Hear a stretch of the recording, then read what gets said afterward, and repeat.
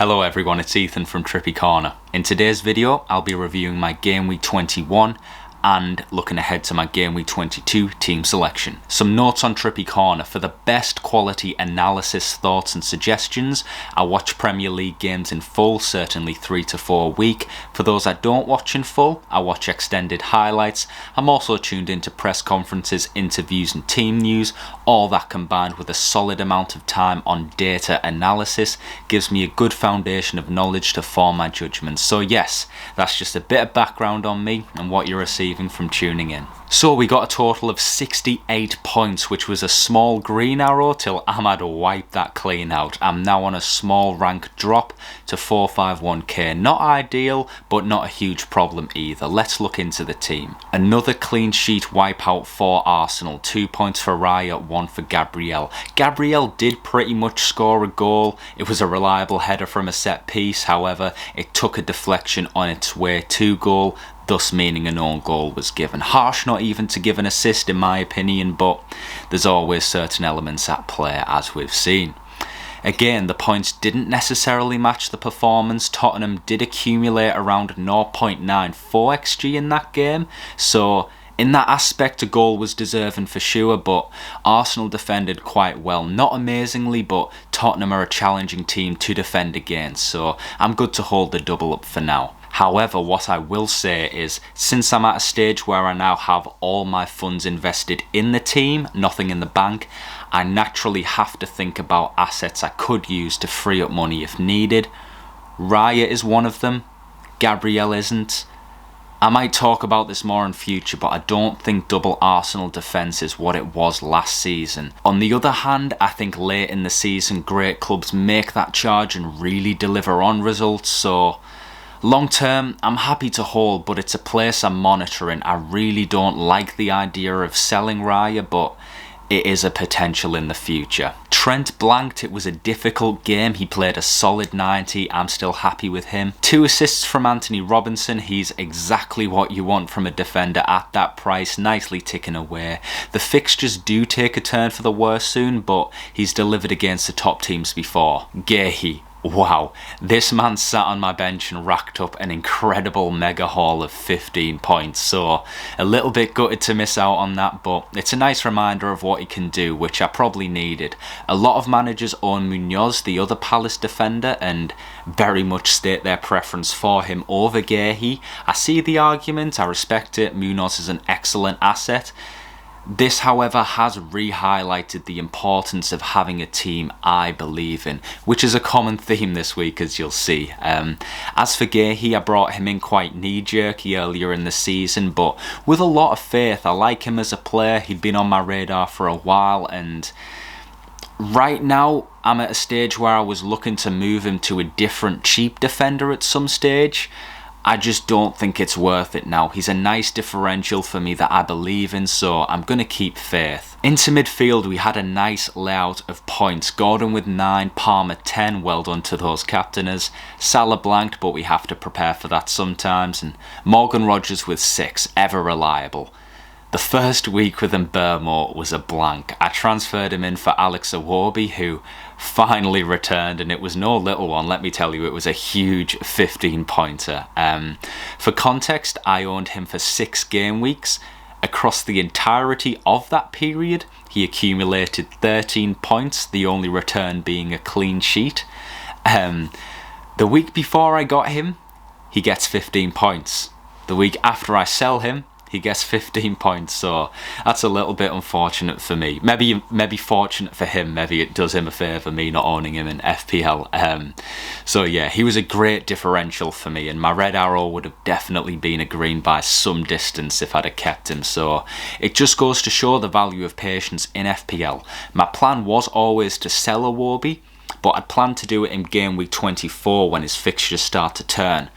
I went early because of general disappointment in his returns. He'd still been playing very, very well, which I should have taken more into consideration really, but I thought let me just shift into my long-term squad plan early.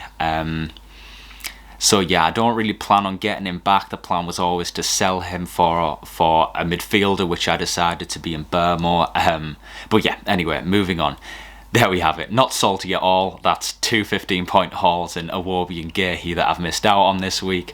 All things considered, for that to happen, my captain to blank and to still end up with 63 points and a very small red arrow, it's a good week in my eyes. So let's move on to the front line. Isak got 16. He's just an absolute master of his game right now. Chris Wood might be second best striker to get. He got 9 points this week against the league's second best defence, so I'm very proud of the fact that I've held him for so long. João Pedro's 1 pointer was disappointing, glad it was on my bench, but we'll discuss a bit about him when we talk about my lineup for next week. So let's take a look at Game Week 22 and chat about my future transfer plans. We're starting again with the double up on Arsenal with Raya and Gabriel. Villa at home this week, not a great fixture, we all know what they're capable of.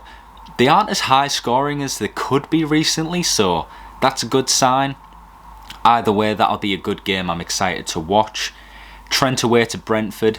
This is the first fixture I'm feeling a bit of excitement about owning Trent with. It's definitely his kind of fixture. And yeah, Robinson away to Leicester. Again, this is a nice fixture. I am not going to enjoy Game Week 23 onwards when benching decisions will become a whole lot harder. Robinson's fixtures take a little turn. He has Man United, Newcastle and then Forest.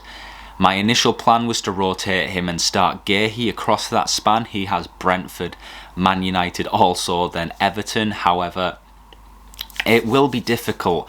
Robinson's definitely not a must bench in those fixtures, and maybe Gehi's 15-point haul was a little sign that I should stick with the initial plan there, but for this week he's on my bench again. And that's along with Burgess. I feel like I don't talk about Burgess enough. He's definitely alright to hold. I don't really ever plan on playing him. He's just a good backup to have, and he frees up budget for elsewhere. He doesn't blank in Game Week 29, which is a bonus, but I honestly think if that's the reason I'm holding him, I'd just transfer him out for someone who has higher points potential in that week. So yeah, I'm probably going to look at transferring him out at some stage to get better squad depth and combat the blank game week, but that's just not a big priority for me at the minute. So yeah, let's take a look at midfield. I have hedged my bets this week with 2 midfielders playing against 3 defenders, and Burmo against Liverpool and Rodgers against Arsenal. I don't love doing this, but it's worked for me in previous weeks, and there's obviously very much a possibility they all get a good return. The defenders can of course pick up attacking points, but yeah, that's where we're at. Iwobi against Leicester might have looked pretty nice there, but I digress. Salah away to Brentford, he gets the armband. It's a nice fixture for attackers, and a blank against the excellent Forest defence certainly isn't enough to deter me. Salah is just world class, let's face it. Palmer against Wolves, definitely an argument for captaincy here, but I will mention that Maresca has said he is a slight doubt. It was an ankle problem that showed up in the previous game, so for me that's enough to make me definitely want to stick on Salah captaincy. Then we have Anthony Gordon at home to Bournemouth. We're at that stage where the super nice fixtures for Newcastle are petering out. There's obviously Southampton next week, but then it's Fulham, City, Forest and Liverpool, all good defensively, and it feels crazy to say Gordon might not be someone to bring in right now. He's obviously returning consistently, looking great. Newcastle are ticking perfectly, but those fixtures are just something I'd keep an eye on. They are in fantastic form. They've actually broken a club record for wins in a row. But if we're looking at it realistically, this form obviously can't continue. There will be a dip. It's inevitable. Every team goes through ebbs and flows, and yeah, that's just it. But I will say, until the returns slow down, he's still a great option. It's just something I would be aware of. Personally, I have plans to move him on to someone like an Eze or a Sarr around Game Week 25, but we'll see. If the form continues, it will be hard to let him go. Staying with Newcastle, Alexander Isak.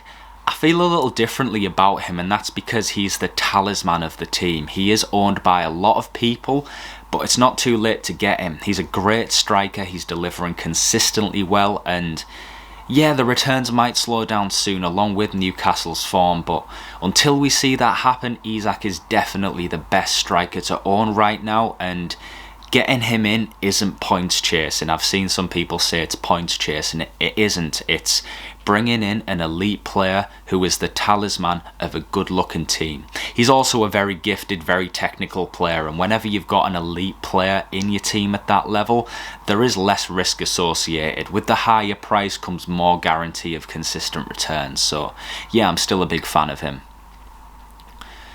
Now someone not as expensive but also very consistent is Chris Wood. He has Southampton at home this week, and this is a great one short term, and to be honest, he's great to hold long term. I just don't think you can get a striker as reliable at that price. He's first choice striker in the league's third best team. A lot of people are jumping back to him now. I don't blame them. I certainly would be too if I didn't have him. So yeah, great feelings about Chris Wood. This means that João Pedro is on the bench.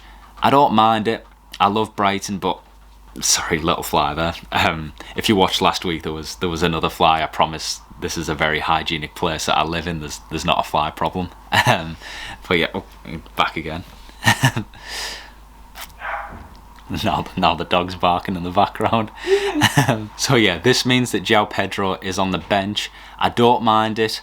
I love Brighton, but Pedro isn't doing it for me right now. He's a fantastic player, definitely a good asset to own. I'm not liking how he conducts himself on the pitch sometimes. That's 2 off the ball incidents where he could have caused some real damage to his opponents, and I'm not a fan of that. Call me soft, but I'm not a fan of that. I've spoken about the importance of owning players that you like in this game. It's a similar theory to investing in stocks and shares that you know about and you have faith in. It ultimately helps you make good judgments when you balance your bias. So yeah, he's someone I'm looking at transferring out in the future. I don't love the alternatives at his price, which is why I'm sticking with him for now. Obviously, I have nothing in the bank, so I'd have to go to his exact price point. I like Welbeck a lot, but it's a risk given how close he's back from injury, and I don't know if the sideways switch to Welbeck will be advantageous enough to waste a free transfer at the stage when transfers are so important to hold. So yeah, I'm thinking more long term for a replacement here. I'll probably hold him a few more weeks, build up those free transfers and do some squad renovations to free up money and upgrade him. Top of my watch list for upgrades is Visa and Solanke. I'll be using the next few weeks to judge where my faith will be best placed. So that's my team so far for Game Week 22. I will be rolling my transfer this week, taking me to 2 free transfers. I'm hoping to get in a good space to do some squad renovations around Game Week 25 after the Liverpool double, and looking ahead with an eye to that Game Week 29 blank. So yes, thank you very much for listening. I'll be back very soon with my Game Week 22 review and early thoughts ahead of Game Week 23. Take care.